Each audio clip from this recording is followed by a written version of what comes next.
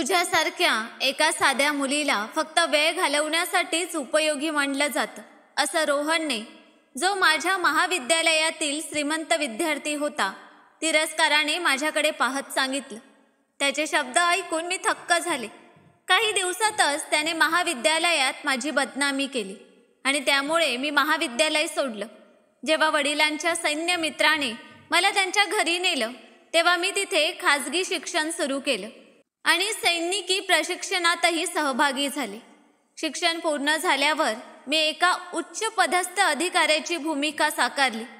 एकदा देशातील एका मोठ्या उद्योगपतीने मला मुख्य पाहुणे म्हणून आमंत्रित केलं. तो समारंभ रोहनचाच होता. मला पाहताच त्याने माझी थट्टा करत अपमान करायला सुरुवात केली. हे सर्व इतकं त्रासदायक होतं की मला अनेकदा हताश वाटायचं. पण ज्या जीवनातून मी पळून काकांच्या घरी आले होते, त्या कमकुवत मुलीचं आयुष्य मला पुन्हा जगायचं नव्हतं. मला एक अशी मजबूत स्त्री बनायचं होतं जिच्यावर प्रेम किंवा आपुलकी यांचा प्रभाव पडू नये. मला एक अशी मुलगी बनायचं होतं जी कधीच हार मानत नाही आणि नव्या जोमाने कामाला लागते. जेव्हा माझ्या अभ्यासक्रमाचा शेवटचा दिवस आला, तेव्हा माझी पदवी इतक्या लवकर पूर्ण होईल यावर माझा विश्वासच बसत नव्हता. निकाल हातात घेतला तेव्हा माझ्या मनात शांती आणि अभिमानाची भावना निर्माण झाली. पदवी मिळाल्यावर आईने सांगितलं की ती खूप उदास आहे, म्हणून मी घरी परत यावं. पण मी लगेच परत जायचं नाकारलं, कारण मला वाटत होतं की मी अजूनही पुरेशी मजबूत झाले नव्हते. पदवी पूर्ण झाल्याने मी सैनिकी संस्थेतच जास्त वेळ घालवू लागले. एकदा काकांनी मला एका महत्त्वाच्या कामासाठी बोलावलं, तेव्हा मला आश्चर्य वाटलं. माझं नाव प्रिया आहे आणि मी पुण्याची आहे.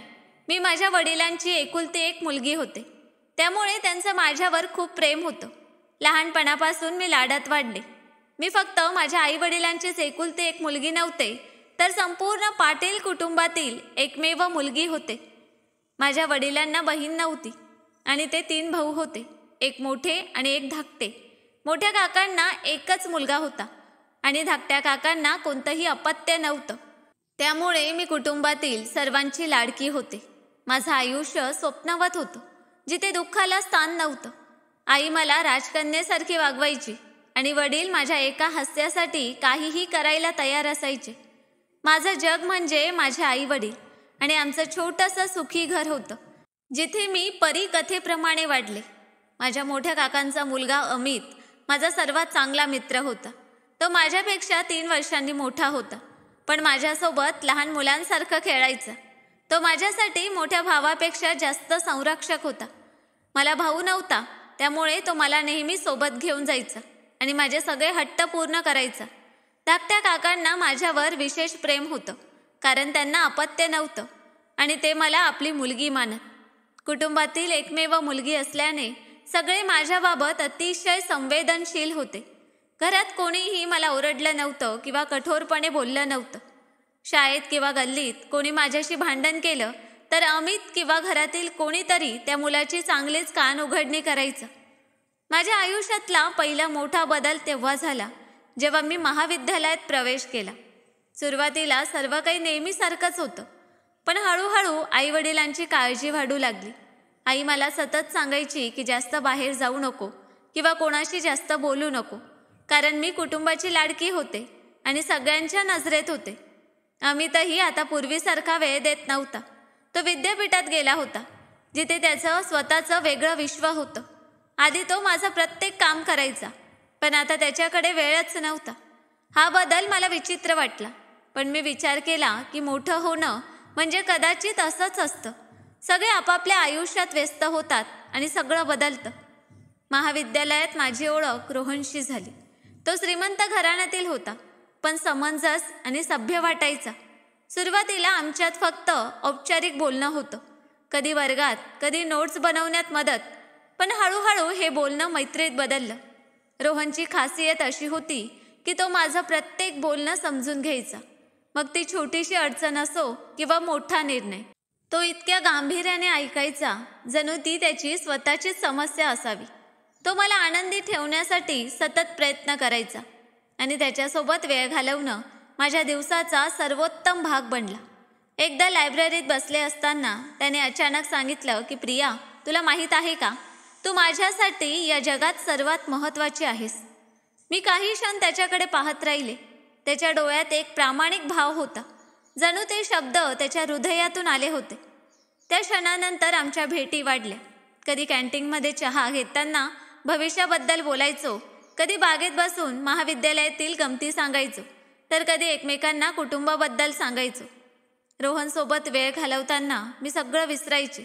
त्याने मला खास म्हटलं होतं आणि मी त्याच्या आणखी जवळ आले.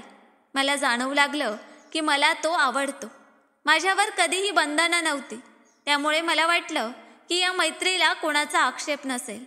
वेळेनुसार माझ्या मनात रोहनबद्दल प्रेम वाढलं आणि मी ठरवलं की शिक्षण पूर्ण झाल्यावर घरी याबद्दल बोलून या नात्याला अधिकृत नाव देईन. माझं आयुष्य खूप आनंदी होतं. मला वाटायचं की मला कधीच दुःख किंवा त्रास होणार नाही, कारण सगळे माझं ऐकायचे आणि माझी काळजी घ्यायचे.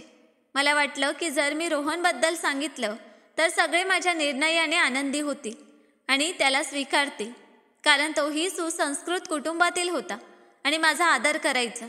पण मला काय माहीत होतं की हे सुंदर आयुष्य फक्त एक स्वप्न होतं जे कधीही तुटू शकतं.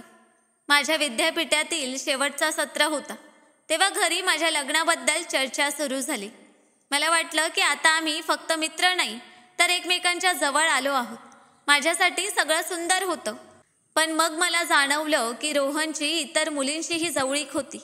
वर्गातील सायली, अर्थशास्त्र विभागातील निहारिका आणि ग्रंथालयातील मेघा, या सगळ्या त्याच्याशी इतक्या जवळच्या वाटायच्या जितकी मी असायला हवी होती. सुरुवातीला मी हे विचार टाळले, पण कधी कधी तो त्यांच्याशी इतकं जवळून हसत बोलत असे की मला वेदना व्हायची. शेवटी जेव्हा मला सहन झालं नाही तेव्हा मी त्याला सांगितलं की रोहन, तू सगळ्यांना इतकं जवळ येऊ देतोस, मला ते आवडत नाही. तो हसला आणि माझा हात हातात घेऊन म्हणाला की प्रिया, त्या फक्त माझ्या मैत्रिणी आहेत. तुला माहीत आहे ना, माझं प्रेम फक्त तुझ्यावरच आहे. त्याची बोलण्याची पद्धत इतकी खरी वाटायची की मला त्याच्यावर विश्वास ठेवावा लागला. असेच काही दिवस गेले आणि आम्ही आणखीन जवळ आलो. तो माझ्यासोबत त्याच्या घरच्या गोष्टी शेअर करायचा आणि मीही माझ्या आयुष्यातील सर्व गोष्टी त्याच्यासोबत बोलायचे, कारण मला त्याच्यावर विश्वास होता. पण एकदा कॅन्टीनच्या कोपऱ्यात तो सायलीसोबत बसलेला दिसला. सायली आमच्या महाविद्यालयातील सर्वात धाडसी मुलगी होती आणि ती त्याच्याशी इतक्या जवळ बसली होती की मला सहन झालं नाही. त्यांना पाहून मला वाटलं की ते बराच वेळ बोलत होते. रोहनच्या चेहऱ्यावर तेच सौम्य स्मित होतं जे मी नेहमी माझ्यासाठी पाहायचे. माझ्या हृदयाचे ठोके वाढले आणि डोळ्यात पाणी आलं. पण मी त्याला त्या क्षणी काही बोलले नाही. दुसऱ्या दिवशी मी त्याला विचारलं की तेव्हा तो रागवला आणि म्हणाला की प्रिया, तू मला का समजत नाहीस? सायली एका अडचणीत होती आणि मी तिची मदत करत होतो. मी शांत झाले, पण माझ्या मनात एक जखम झाली होती. त्या दिवसापासून माझ्या मनात एक खिन्नता निर्माण झाली. रोहन माझ्यासोबत पूर्वीसारखाच होता. हसणं, मस्करी, प्रेमळ मेसेजेस. पण जेव्हा मी त्याचं स्मित पाहायचे तेव्हा मला कॅन्टीनमधील तो प्रसंग आठवायचा. सायलीचं हसणं, रोहनचं तिच्याशी जवळून बोलणं, त्यांचं एकत्र हसणं, हे सगळं माझ्या मनात पुन्हा पुन्हा यायचं. पण त्याचबरोबर त्याचा प्रेमळ स्वभाव मला पुन्हा आपलंसं करायचा. तो नेहमी मला विचारायचा की प्रिया, काय झालं? माझी जान रागवली आहे का? आणि माझं हृदय वितळायचं. मी विचार करायचे की कदाचित मी जास्त संवेदनशील झाले आहे. सत्र संपत आलं आणि मी ठरवलं की सत्र संपल्यानंतर मी त्याच्याशी बोलणार आहे की त्याने त्याच्या घरच्यांना माझ्या घरी पाठवावं. पण मला हळूहळू जाणवलं की रोहन अनेकदा इतर मुलींचा उल्लेख करायचा. मी हसत ऐकायचे, पण माझ्या मनात प्रश्न निर्माण झाले की त्या मुली त्याच्या आयुष्यात इतक्या महत्त्वाच्या का होत्या. शेवटी मी त्याच्याशी थेट बोलायचं ठरवलं. मी त्याला सांगितलं की माझे घरचे माझं लग्न ठरवत आहेत. तू लवकरात लवकर तुझ्या घरच्यांना घेऊन ये. तो माझ्या जवळ आला आणि म्हणाला की प्रिया, इतकी घाई का? मला तुझ्याशीच लग्न करायचं आहे. पण मी स्वतःच्या पायावर उभा होईपर्यंत तू वाट पाहू शकतेस ना? मी त्याच्या बोलण्यावर विश्वास ठेवला. काही दिवस तो मला महाविद्यालयात दिसला नाही आणि त्याचे मेसेजेसही कमी झाले. एकदा मला त्याची खूप आठवण आली तेव्हा मी त्याला मेसेज केला. त्याने उत्तर दिलं की मी एका मित्रासोबत आहे, नंतर बोलतो. मी जास्त विचार केला नाही. पण जेव्हा मी महाविद्यालयातून बाहेर पडत होते तेव्हा पाहिलं की तो सायलीसोबत गाडीत बसला होता. माझी सहनशक्ती संपली. मी थेट त्याच्याकडे गेले आणि रागाने त्याच्या गाडीचा दरवाजा उघडून विचारलं की तू त्या मुलीसोबत काय करत आहेस. पण त्याच्या चेहऱ्यावर लाज वाटली नाही. तो म्हणाला की मी आणि सायली जेवण करायला जात आहोत, तुला यायचं असेल तर ये. मला खूप राग आला. मी विचारलं की तू मला खोटं का बोललास की तू मित्रासोबत आहेस. तो शांतपणे म्हणाला की मित्रासोबतच तर आहे. मी रागाने सांगितलं की जर तुझं माझ्यावर प्रेम असेल तर आजच तुझ्या घरच्यांना माझ्या घरी घेऊन ये. माझ्या बोलण्याने त्याला राग आला असावा. तो गाडीतून बाहेर आला आणि दरवाजा जोरात बंद करून म्हणाला की प्रिया, तुला नेमकं काय हवं आहे. त्याचं बोलणं इतकं कठोर होतं की मला काहीच समजलं नाही. तो रागाने म्हणाला की मिस प्रिया, तू स्वतःला काय समजतेस. तू लाखात एक आहेस का की मी तुझ्यासोबत घर बसवेन. तुझ्यासारख्या मुली घर बसवण्यासाठी नाही, वेळ घालवण्यासाठी असतात.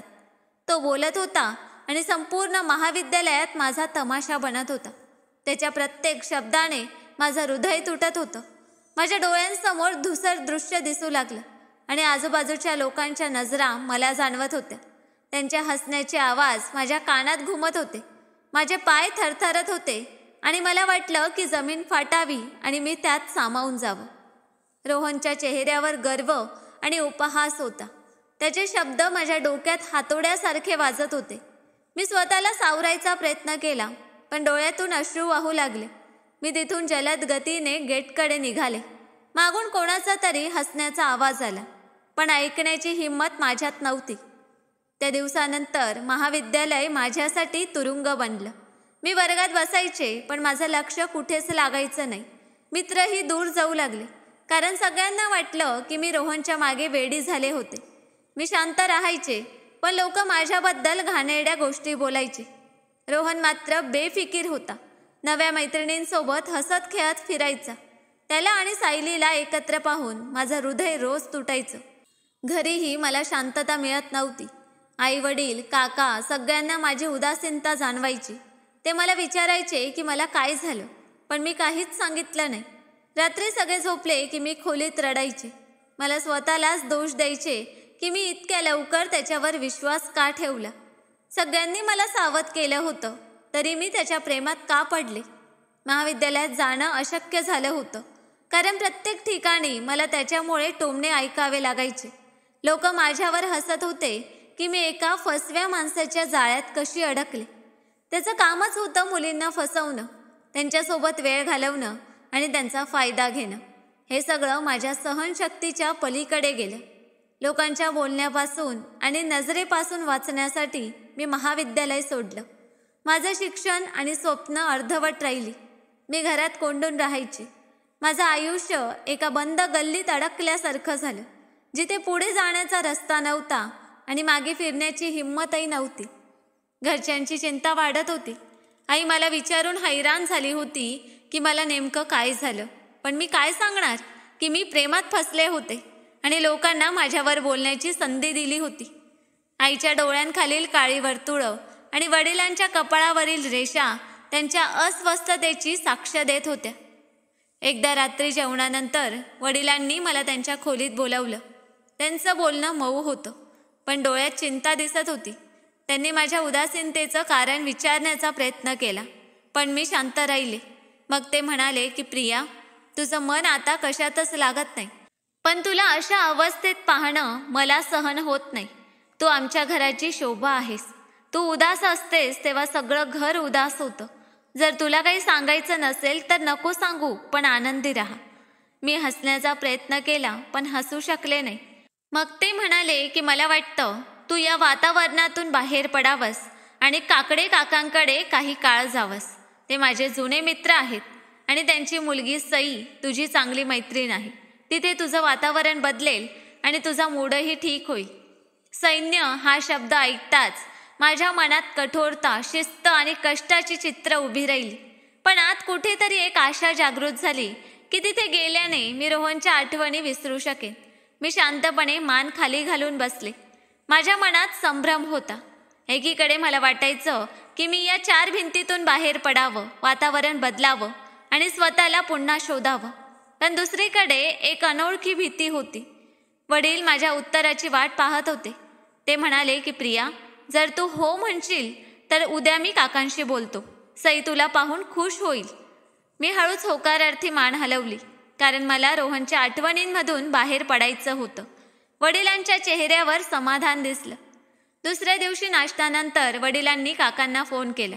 त्यांच्या बोलण्यातून जाणवलं की ते माझ्या येण्याने खूप आनंदी होते. सईशी बोलल्यावर ती खूप उत्साही वाटली.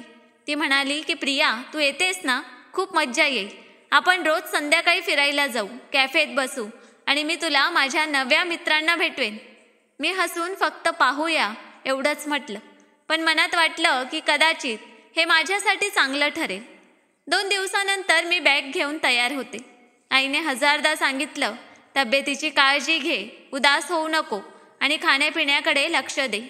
वडील स्वतः मला काकांकडे सोडायला गेले. मी खिडकीतून रस्त्यांकडे पाहत होते. शहराचे तेच रस्ते, त्या गल्ल्या, पण मनात बेचैनी होती की मी कुठे चालले आहे. 2 तासांच्या प्रवासानंतर आम्ही सैनिकी तळाच्या प्रवेशद्वारापाशी पोचलो. सैनिकी वसाहतीच्या प्रवेशद्वारावर पोचताच मी एका क्षणासाठी त्या विशाल वसाहतीकडे पाहिलं. आत शिरताच एक वेगळं जग माझ्यासमोर उलगडलं. स्वच्छ रस्ते, नीट रचलेली घरं आणि सभोवताली शांत शिस्तबद्ध वातावरण. काकडे काकांचं घर खूपच रमणीय होतं, जणू स्वागतासाठी सजलं होतं. दरवाजा उघडताच सई धावत आली आणि आनंदाने मला मिठी मारली. प्रिया, तुला माहीत आहे का, मी तुला किती मिस केलं. तिच्या उत्साहातून मला तिच्या आनंदाची खूण मिळाली. काकांनी प्रेमाने सांगितलं की बेटा, हे तुझंच घर आहे, इथे मनसोक्त फिर. पहिला दिवस घरातच गप्पा मारत गेला. रात्रीही मी आणि सई खूप वेळ बोलत राहिलो, पण माझ्या मनात एकच नाव घोळत होतं, रोहन. तरीही मी त्याचा उल्लेख तोंडातून येऊ दिला नाही. 2-3 दिवस सईच्या घरी बिनकाम बसून गेले. एकदा सईने माझा हात पकडला आणि म्हणाली की चल, मी तुला वसाहत दाखवते. त्या वसाहतीची हवा शहराच्या हवेपेक्षा वेगळी होती. स्वच्छ, थंड आणि मनाला शांतता देणारी. सईला कदाचित माझी उदासीनता जाणवली असावी, म्हणून ती माझ्याशी इकडच्या तिकडच्या गप्पा मारत होती, जेणेकरून माझं मन रमेल. मी तिचं बोलणं ऐकत होते, पण माझ्या मनाच्या एका कोपऱ्यात रोहनचं नाव हळूच तरंगत होतं. मी स्वतःला समजावलं की मी इथे वातावरण बदलण्यासाठी आले आहे. त्यामुळे ज्याने माझी पर्वा केली नाही त्याला विसरण्यासाठी मला माझ्या मनाला तरी संधी द्यायला हवी. दिवस असेच निघून गेले. सईसोबत मी संपूर्ण वसाहत पाहिली, पण मला खरा धक्का तेव्हा बसला जेव्हा काकांनी जेवणानंतर मला जवळ बोलावलं आणि म्हणाले की प्रिया, तुझं शेवटचं सेमेस्टर आहे ना, इथे राहून तू ऑनलाईन क्लासेस आणि असाइनमेंट्स सहज करू शकतेस. पण मला वाटतं तू यासोबत आणखी काहीतरी शिकावंस. मला माहीत होतं की माझी पदवी पूर्ण करण्यासाठी काकांनीच वडिलांना सांगितलं होतं, पण पदवीशिवाय ते मला आणखी काय शिकवू इच्छित होते हे मला समजलं नाही. मी आश्चर्याने विचारलं की काय शिकायचं आहे काका. ते हसले आणि म्हणाले की तू इथे सैनिकांच्या जगात आली आहेस, तर थोडी सैनिकी शिस्त आणि मूलभूत प्रशिक्षण का शिकत नाहीस. याने तुझा वेळ चांगला जाईल आणि तू स्वतःला अधिक मजबूत समजू शकशील. मी काही बोलण्याआधी सई उत्साहाने म्हणाली की हो प्रिया, हे खूप छान होईल. यामुळे बाबा मलाही प्रशिक्षण देतील, नाहीतर त्यांच्याकडे माझ्यासाठी वेळच नसतो. काकांचा आत्मविश्वास आणि सईचा उत्साह पाहून मी संकोचूनही होकार दिला. मी या प्रशिक्षणाला फक्त वेळ घालवण्याचं साधन समजत होते, पण ते खरंच मनोरंजक ठरलं. काकांनी आम्हाला मूलभूत व्यायामासाठी मेस ग्राउंडवर नेलं. ते एक प्रचंड मैदान होतं. आजूबाजूला हिरवळ आणि मध्ये धावण्याचा ट्रॅक. सुरुवातीला मला वाटलं की हे सोपं असेल, पण धावणं आणि स्ट्रेचिंग सुरू झाल्यावर माझा श्वास फुलला. मला धावण्याची सवय नव्हती. जर कधी धावले तर फक्त रोहनच्या प्रेमामागे, डोळे बंद करून. पण सई माझ्यासोबत होती, हसत होती आणि माझा आत्मविश्वास वाढवत होती. हळूहळू सैनिकी प्रशिक्षण माझी सवय बनत गेलं. सकाळी धावताना थंड हवा चेहऱ्याला स्पर्श करायची, तेव्हा मनात एक वेगळाच अभिमान जागायचा. पुश ॲप्स, प्लँक्स आणि स्ट्रेचेसमुळे सुरुवातीला शरीर दुखायचं, पण हळूहळू हे दुखणं ताकदीत बदललं. काकांनी मला आत्मसंरक्षणाचे मूलभूत डावपेचही शिकवले. एकदा जेव्हा मी पहिल्यांदा ब्लॉक आणि प्रेशर पॉईंटचा वार योग्य केला तेव्हा काकांनी माझी स्तुती केली. त्या क्षणी रोहनचा विचार माझ्या मनातून धुराच्या ढगासारखा हळूहळू नाहीसा होऊ लागला. दिवस जात होते आणि मूलभूत प्रशिक्षण माझ्यासाठी भीतीची गोष्ट राहिली नव्हती. उलट ते माझ्या आयुष्याचा भाग बनलं. सकाळी अंधारात धावणं, थंड हवेचा स्पर्श आणि घामाघूम होऊन परतणं, हे सगळं आता मला व्यसनासारखं वाटू लागलं. माझ्या आतली कमकुवतपणा आणि निराशा हळूहळू नाहीशी होत होती आणि त्याची जागा नवीन ताकद आणि आत्मविश्वास घेत होता. सई माझ्यासोबत होती आणि आमची मैत्री अधिक घट्ट झाली. तिच्यासोबत वेळ घालवणं मला खूप आवडायचं. ती आयुष्याच्या प्रत्येक रंगाने भरलेली मुलगी होती, नेहमी हसत खेळत. सैनिकी प्रशिक्षणासोबत माझ्या पदवीचं शेवटचं वर्षही चाललं होतं. दिवसा ऑनलाईन अभ्यास, संध्याकाळी प्रशिक्षण आणि रात्री पुन्हा अभ्यास. हे सगळं इतकं थकवणारं होतं की अनेकदा मला सर्व काही सोडून द्यावंसं वाटायचं. पण ज्या आयुष्यातून मी पळून काकांच्या घरी आले होते तिथे मला परत जायचं नव्हतं. मला ती कमकुवत मुलगी बनायचं नव्हतं जिच्या भावनांशी कोणीही खेळू शकतं. मला एक मजबूत स्त्री बनायचं होतं जी हार मानत नाही आणि नव्या जोमाने कामाला लागते. जेव्हा माझ्या सत्राचा शेवटचा दिवस आला तेव्हा माझी पदवी इतक्या लवकर पूर्ण झाली यावर विश्वासच बसत नव्हता. निकाल हातात घेतला तेव्हा माझ्या मनात शांतता आणि अभिमान जागला. पदवी मिळाल्यावर आईने सांगितलं की ती खूप उदास आहे म्हणून मी घरी परत यावं. पण मी लगेच परत जायचं नाकारलं, कारण मला वाटत होतं की मी अजूनही पुरेशी मजबूत झाले नव्हते. माझी पदवी पूर्ण झाली होती त्यामुळे मी सैनिकी वसाहतीतच जास्त वेळ घालवू लागले. तिथलं वातावरण मला शांतता आणि प्रेरणा द्यायचं. काही काळानंतर काकांनी माझी ओळख शहरातील प्रसिद्ध उद्योगपती शेखर पाटील यांच्याशी करून दिली. शेखर पाटील केवळ यशस्वी उद्योजकच नव्हते, तर त्यांच्या शिस्तीच्या आणि तत्वांच्या जोरावर ते सगळीकडे आदरणीय होते. त्यांनी मला त्यांच्या कंपनीत बिझनेस असिस्टंट म्हणून संधी दिली. हा माझा पहिला व्यावसायिक अनुभव होता.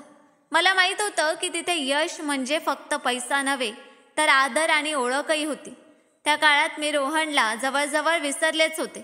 मी माझ्या वेळेच्या बाबतीत इतकी कठोर झाले की शेखर साहेबांनीही माझी कामाप्रती गंभीरता लक्षात घेतली.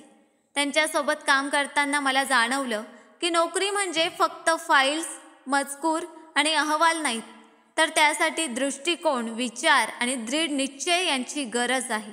सकाळी 9 वाजता ऑफिसात पोहोचणं, दिवसभराच्या बैठका सांभाळणं, नव्या प्रकल्पांसाठी अहवाल तयार करणं आणि रात्री घरी जाऊन दुसऱ्या दिवसाची तयारी करणं, हे सगळं माझ्या आयुष्याचा अविभाज्य भाग बनलं. सुरुवातीला काहींना वाटलं की मी फक्त शेखर साहेबांची आवडती आहे म्हणून पुढे जाते, पण माझ्या मेहनतीने आणि क्षमतेने सगळ्यांना सिद्ध केलं की माझी प्रगती खरी आहे. एका वर्षातच मी अनेक मोठे प्रकल्प यशस्वीपणे पूर्ण केले, ज्यावर कंपनीचं भविष्य अवलंबून होतं. एकदा शेखर साहेबांनी मला त्यांच्या कार्यालयात बोलावलं आणि एक असा प्रकल्प सोपवला ज्याने माझं आयुष्य बदललं. ती संधी होती ज्यासाठी मी 2 वर्षांपासून सतत मेहनत करत होते, पण त्याचबरोबर मला भीतीही वाटत होती की अपयश आलं तर सगळं संपेल. मी रात्रंदिवस मेहनत केली, अनेक अडचणी सहन केल्या आणि शेवटी तो प्रकल्प वेळेत पूर्ण केला. त्या यशाने माझ्या नावापुढे भारताची युवा बिझनेस लीडर हे बिरुद जोडलं गेलं. त्या काळात रोहनचा विचार माझ्या मनात यायचा, पण तो आता फक्त हलकं दुखणं देऊन जायचा. मी समजून घेतलं की आयुष्यात काही लोक फक्त धडा शिकवण्यासाठी येतात.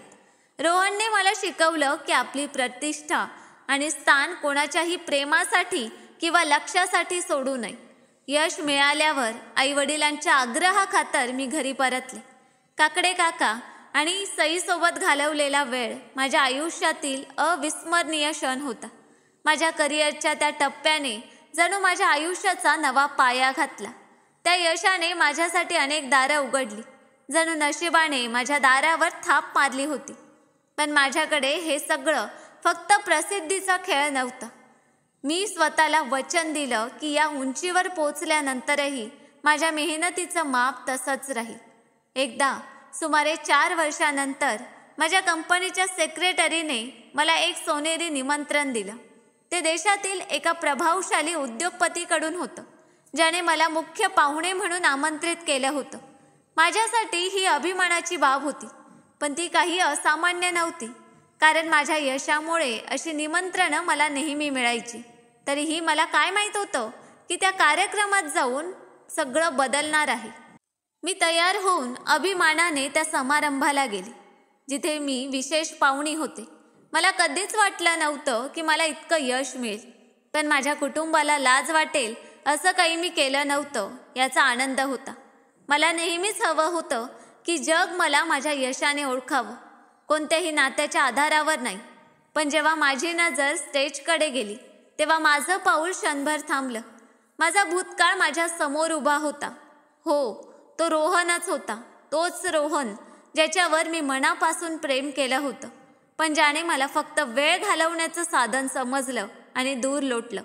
आयुष्याने पुन्हा मला त्याच्या समोर आणलं होतं. काही क्षण माझा श्वास थांबल्यासारखा झाला. त्याचा चेहरा, तेच स्मित जे कधी माझी कमजोरी होतं, तेच डोळे ज्यांच्यात मी माझं जग बसवलं होतं.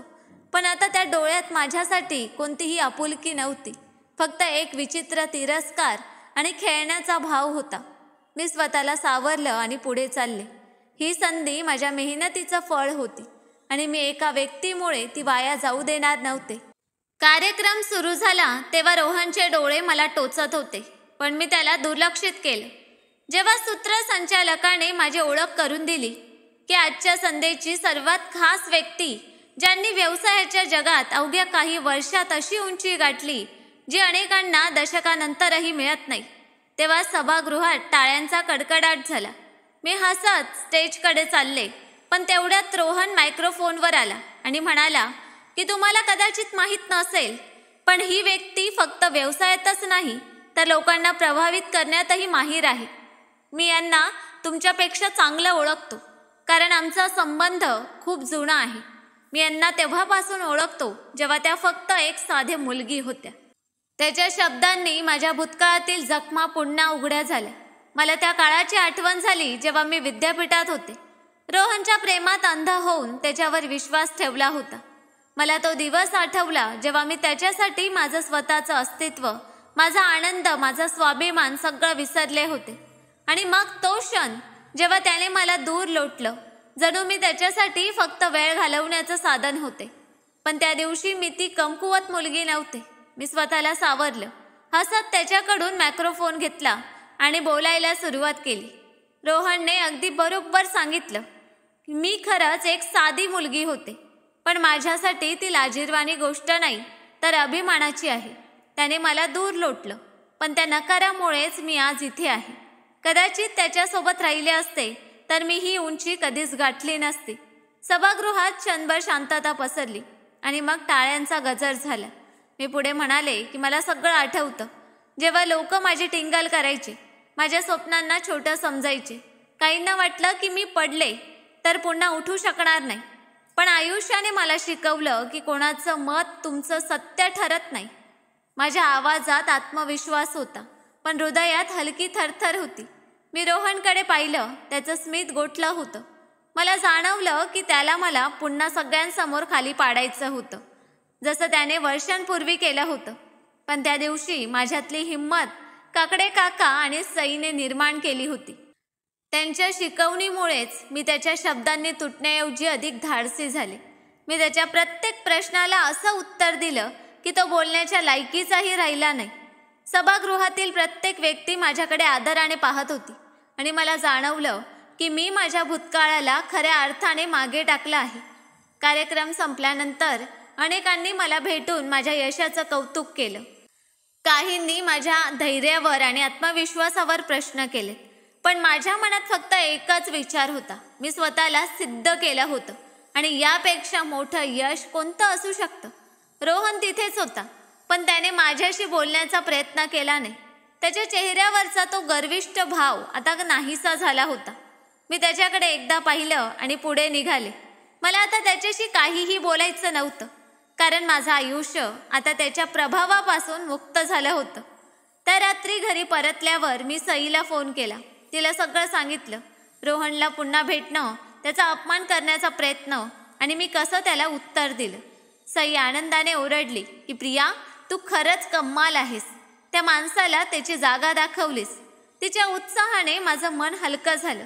ती पुढे म्हणाली की आता तू पुढे पहा, तुझ्यासाठी अजून खूप काही आहे. सईच्या शब्दांनी मला नवीन प्रेरणा मिळाली. त्या रात्री मी शांत झोपू शकले, कारण माझ्या मनावरचं रोहनचं ओझं पूर्णपणे उतरलं होतं. पुढच्या काही महिन्यात माझ्या करिअरने आणखी उंची गाठली. शेखर पाटील यांच्या कंपनीत मी एका नव्या प्रकल्पाची जबाबदारी स्वीकारली, ज्यामुळे मला परदेशात जाण्याची संधी मिळाली. मी युरोपला गेले, जिथे मी आंतरराष्ट्रीय व्यावसायिक परीक्षा देत भारताचं प्रतिनिधित्व केलं. तिथे माझ्या कामाचं कौतुक झालं आणि मला अनेक नवीन संधी मिळाल्या. मी एका नव्या उमेदीने काम करू लागले आणि माझ्या यशाची व्याप्ती वाढत गेली.